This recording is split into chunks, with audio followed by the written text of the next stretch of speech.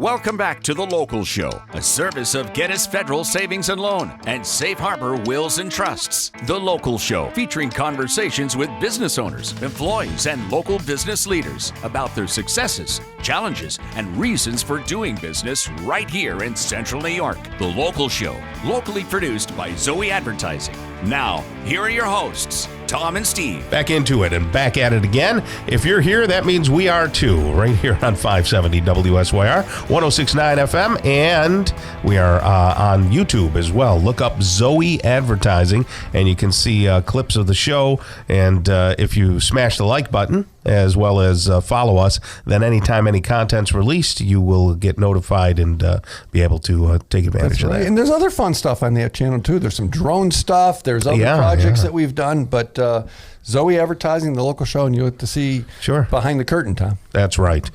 Steve, right now we have a new person on the show, so be on your best behavior or he'll clock you one.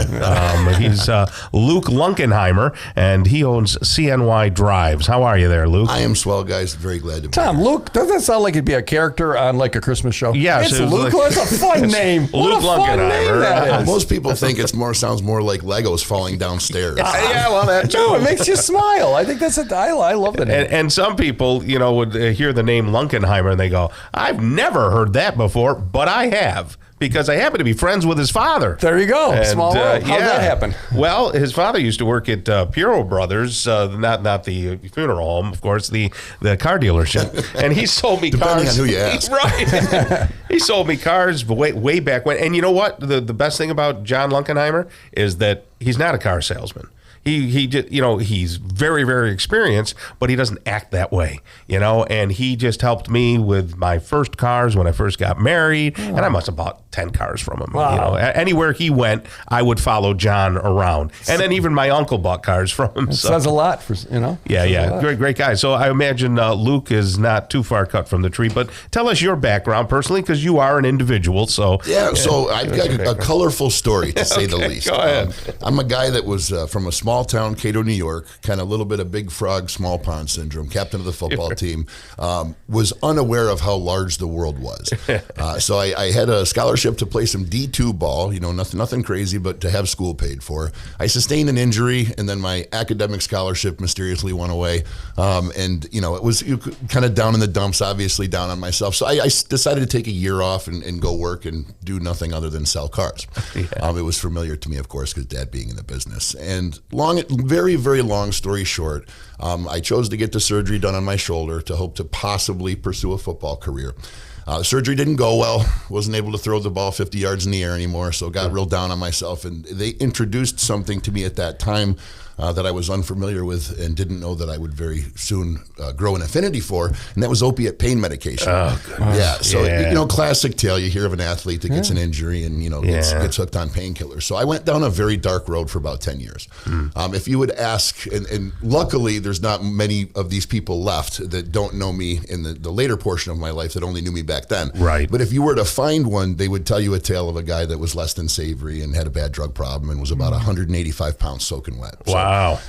Went to kind of the real dark depths of it one day, got in my head and decided to rob a bank in Syracuse. Oh, my goodness. Wow. And it was one of those things, I think subconsciously I knew that there wasn't a lot for me. Right. You know what I mean? I had burned a lot of bridges and, just was not in a good place.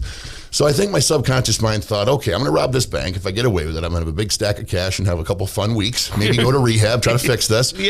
Or I will have that control taken from me. And that's what happened, of course. When you're high on drugs and, not in your best mental state, you don't really think the bank robbery through and execute well. So the old boy... It's not like a nice movie. No, it's not like a funny movie. It wasn't like Ocean's 13 with Luke Lunkenheimer. No, it was kind of a trip over the velvet rope and wipe the snot from your nose as you're running out the door. So the old boys in blue did their job very well, caught up with me about 6-7 days later, and off to the Huskow I went. But prison is looked upon as a very negative thing. For me, albeit I did not enjoy the experience and would certainly not desire to go back. I'm very glad that it was a place I had to go. I learned a lot of lessons about my fellow man. I learned a lot of lessons of culture, and really learned a lot about myself. You have nothing but time when you're in there. Sure. So, you mentioned my stature early on when we started the show. I am a big guy. I'm 275 now, 6'4", graduated high school about 75 pounds less than that. So I was productive in prison. I lifted a lot of weights, read a lot of books, and just kind of chose to use my time wisely. Got out the other side. And got back into kind of a 9-to-5 grind. Right. Was actually let go from a job because they found out about my criminal history, which I disclosed on the app, but didn't really get into the colorful part of the bank robbery and stuff. Sure. Anyways, so that didn't go well. Went to work for a guy, kind of partnered selling cars with him, ended up getting robbed by him. Was reacquainted with the behaviors of an addict at that point. Then somebody reached out to me, an old boss, and he gave me an opportunity at a job that I had before. I excelled at and did well. And one day he came to me, and this is just a testament to if you do the right thing, the ripples come back your way. He says, Luke, I know you're passionate about the car business. I know eventually you're going to do something in it, and I know you have the ability to manage business. I've seen you. Right. I'd like to offer to stake you in opening a car dealership. So it's the last thing that you would expect with a history like mine. But, fast forward 6 years later, that gave you the opportunity to open CNY Drives. We're opening our 4th store now. We're about 1,000 cars a year strong. And that's wonderful. How exciting is that? God bless you, man. I love the transparency. Yeah.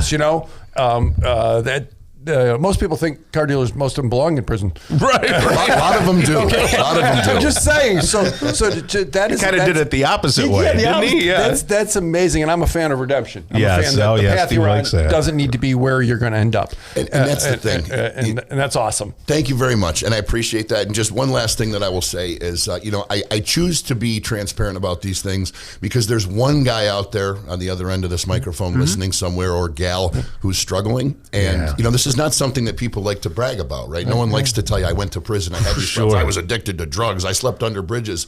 But I wear it as a badge of honor because I was able to get better from it, and I was able to come back. And anybody that can catch inspiration from that and get better is absolutely worth me, exposing myself. And now you turn it around, humble. you take the knowledge and the wisdom and the people that now believe in you and have seen maybe full circle, and you've got 4 car dealers. Where are the car dealerships? So we've got one right here, West Genesee and Erie Boulevard West, 1335 Erie Boulevard West in Syracuse. That's the original flagship location. We've opened our second location at 1121 County Route 57, kind of right on the Fulton-Phoenix border, right across the street from Wilkins RV. There used to be the Great Outdoors. The third location, I got inspired by hearing some stories from some soldiers who had less than savory experiences with car dealers. So we got some property right outside the main gate of Fort Drum. Yep. Oh, great. We're up at right across from the Evans Mills Walmart up there. And then our newest store is going to be right in the Four Corners of Fulton, right by the Family Video there. Know just where that is. That is amazing. So why do people buy cars from you? People buy cars from us, I believe, because we have a black and white guarantee. There's 60 points through the car that we check. We deal with a little bit lesser expensive automobile. We don't really break the $25,000 threshold. So the kind of the 3 pillars of CNY Drives are guaranteed credit approval. We can get anybody a loan, and we also have low rates for the prime customers as well. And then we have the Carfax certified guarantee. We've partnered with Carfax to offer that guarantee. And then I think the biggest thing is the 60-point quality check. You go to Honda, Toyota, they have their certified pre-owned cars. Yes. We use a comparable checklist to go through our $10,000, $15,000 used cars with a fine-tooth comb to make sure things like, sway bar links are good, bushings are tight, nothing's leaking. And someone buying a $10,000 car doesn't need a $2,500 repair 6 weeks later. 100%. Because right? Our goal is to get people through a year of ownership without having to spend any money. And you have no crystal ball. It's not something you can accomplish every time, but we're batting pretty good average right now. Do you have service available? Do you have a service center? Yeah, we have a service center at our Fulton location. We're working to try to scout some properties to grow the company. We've been very blessed with success, so we have the ability to try to expand.